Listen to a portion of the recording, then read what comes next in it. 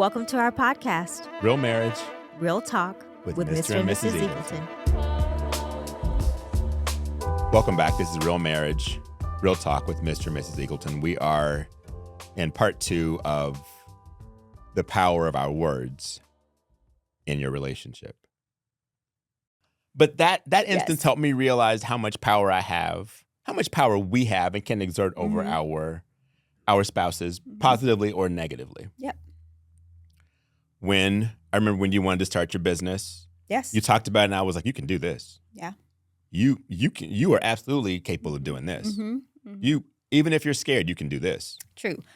And a big thing about that is I can appreciate, even more so at that point, how you had me invest in 401k. Full circle moment. And how, because I worked for AT&T on the corporate side for like 10 years. So I had pension, I had profit sharing, and I would get dividend checks. And I would always want to go, and I was like, oh, I got a check. Let me just go and spend this money. And he was like, no, that's going to be reinvested back in. She was spending the dividend checks every quarter. And so he went behind my back and just changed it so that it just kept being reinvested. But thankfully, when I was ready to open my business, I had my own money to access. I didn't have to go and borrow money from someone to start so thank you for that. You're welcome. And that was the fight. I mean, that was our talk about finances, and that was the discussion we had early on. It's like I struggled with that, but it was a good decision. Right. But the power of our words extends beyond our spouses. It extends to people we come in contact with every day. It extends to our kids. Yeah.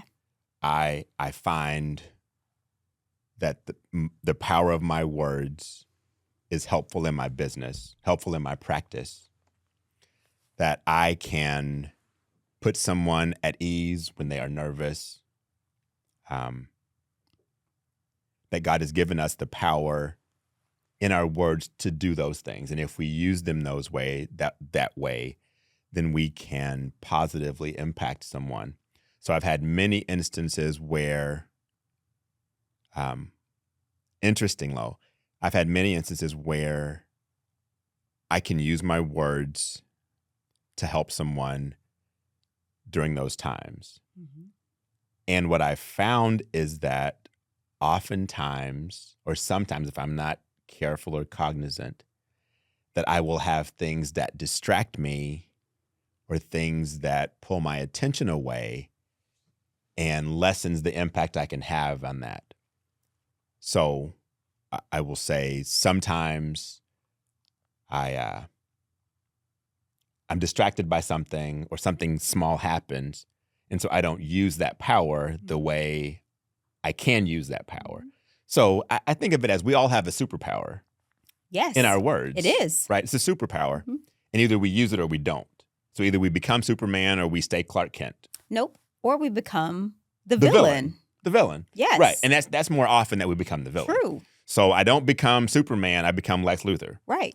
Because I use my words in a destructive way. Right. But we all have a superpower. And that is God has given us a superpower to use our words that can edify, that can build up, that can also destroy.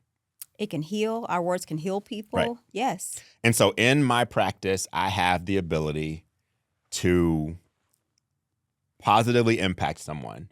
And so what I've started doing is I will ask people, I do this a lot now, I will ask people, especially when they're really nervous, I will ask them to verbalize a happy place. So I will say, either tell me about your favorite vacation or a bucket list vacation. And then I will ask them, I will tell them in a pre-op, I say, as we're going to sleep, I want your assignment between now and when we get to the operating room is to think about this vacation.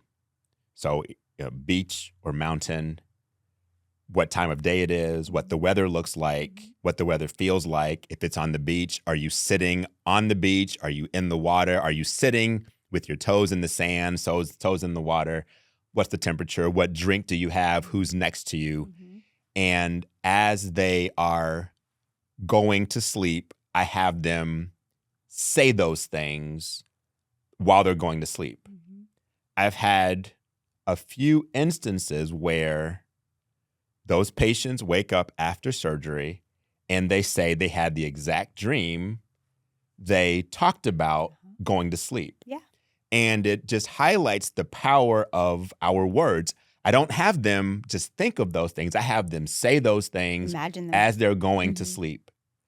And I remember one patient, her ideal vacation was to go to her sister's ranch in Montana to help her on the ranch and then work on the ranch all day and then start a bonfire at night, sit out and watch the range and look at the mountains and sit out in the range. Mm-hmm. And so she described all of that as she was going to sleep. And when she woke up, she said, Dr. Eagleton, I had that exact dream. I was sitting on the range. We helped my sister on the ranch. And we sat and had a bonfire. We sat and talked. And it was just the best.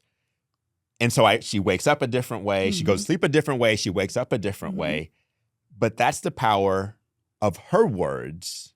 And the studies show that when and I don't want to use man's scientific studies to validate the best-selling book of all time, but sometimes God allows us in our things to see the manifestation of the things that are in the Bible. Mm-hmm.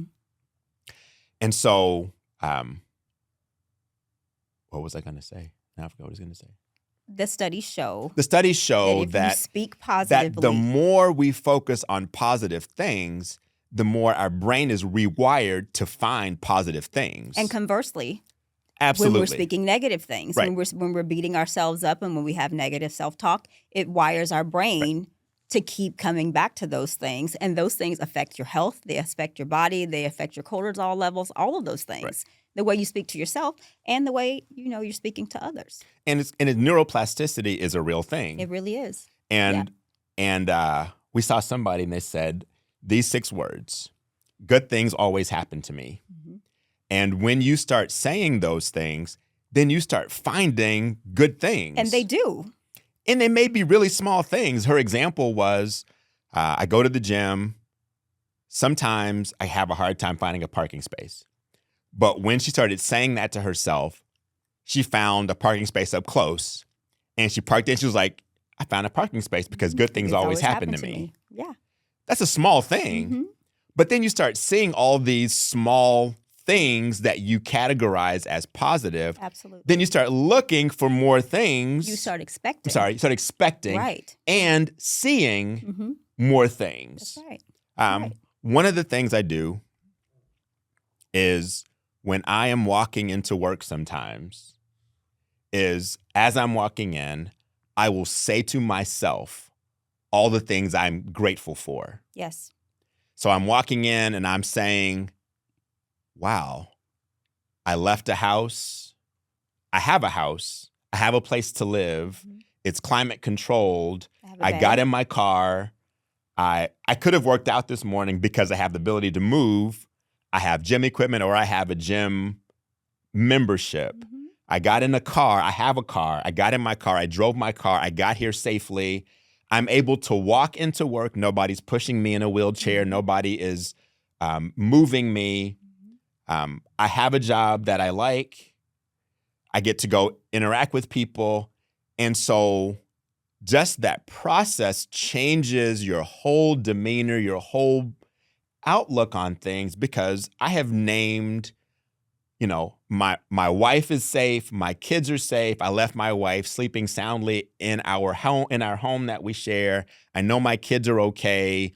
The dog was okay. Right. Right. It was, and so we start looking for positive things. We start seeing positive things, and we start being grateful for those things. Mm-hmm. And then we see more of those things because we're looking for them. Right. Right. Conversely, If we're only focusing on the negative, that's all we can see.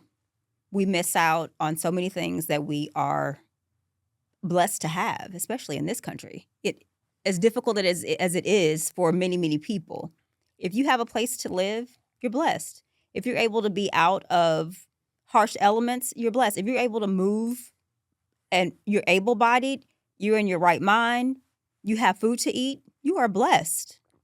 And if you focus on those things as opposed to, I don't like where I live, I wish I lived here.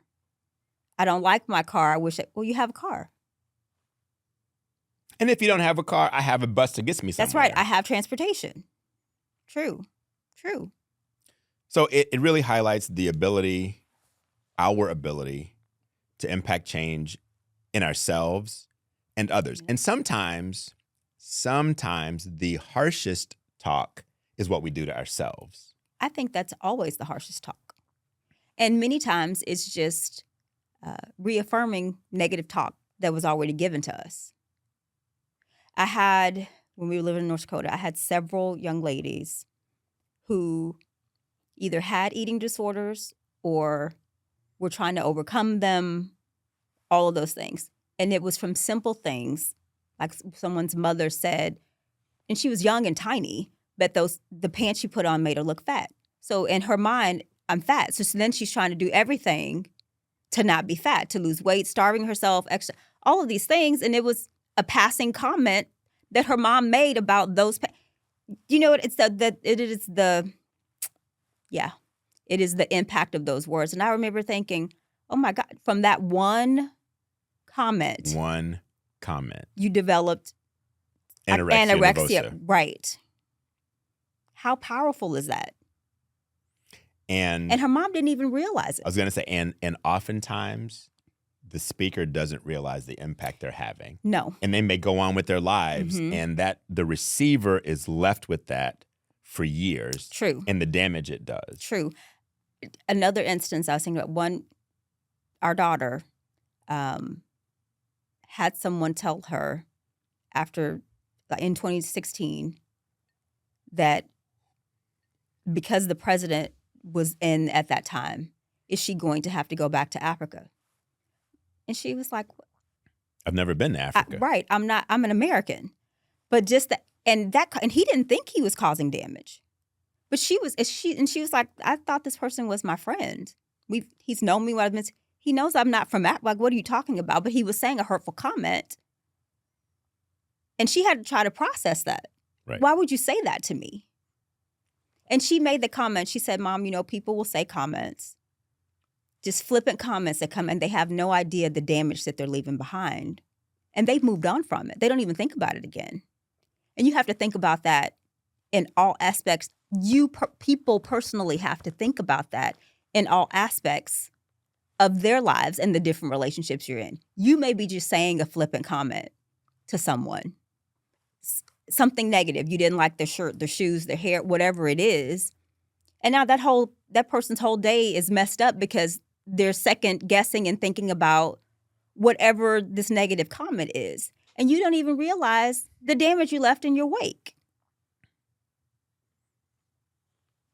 The moral is, be kind to the people around you. Yes. Use your words to uplift. Yes. Use your words to build. Use your words to enhance, to edify. And be cognizant of the fact that your words can do all the opposite things. They can destroy, they can tear down. Especially with the people you say you love the most. Right. Your partners, your children, family. Your words matter.